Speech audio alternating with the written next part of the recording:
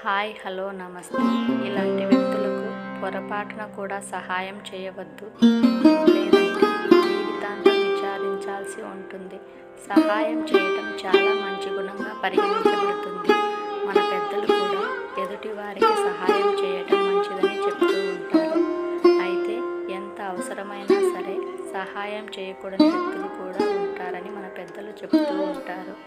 అలాంటి వ్యక్తులకు సహాయం చేస్తే సాయం చేసిన వ్యక్తి కూడా నష్టపోవాల్సి రావచ్చు.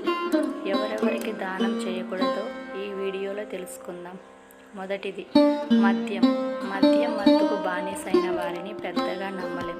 మత్తుకు బానిసైన వ్యక్తులు బాధ్యతల నుండి తప్పుకోవటం ప్రారంభిస్తారు. మద్యం మత్తులో ఉన్నప్పుడు ఒకలా, మత్తులో లేనప్పుడు ఒకలా. వీరి మానసిక స్థితి భిన్నంగా ఉంటుంది. మద్యం తీసుకునే వ్యక్తులు త్వరగా విషయాలను మర్చిపోతారు. డబ్బును కూడా నీటిలా ఖర్చు చేస్తారు.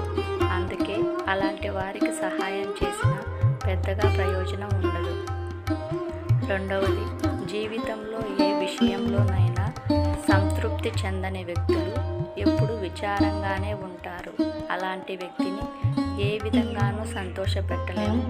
అలాంటి వారికి సహాయం చేసినప్పటికీ వారు అసంతృప్తితో ఉంటారు. పైగా ఎప్పుడూ ఇతరులను దూషిస్తూ ఉంటారు. తమ పరిస్థితులకు ఇతరులను బాధ్యులుగా భావిస్తారు.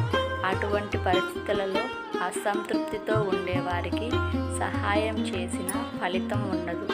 మూడవది, చెడ్డ అలవాట్లు లేదా చెడు స్వభావం ఉన్న వ్యక్తులకు ఎల్లప్పుడూ దూరం పాటించాలి.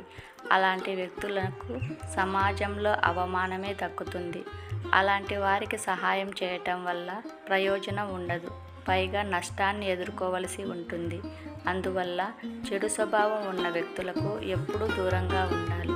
నాలుగవది, స్వార్థానికి దురాశకు అంతం లేదు. స్వార్థపరులకు సహాయం చేయటం వల్ల ప్రయోజనం ఉండదు.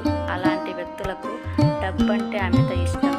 తమ సంపద పట్ల పిచ్చితనంతో ఉంటారు. తమ లోకం నుంచి బయటపడడు.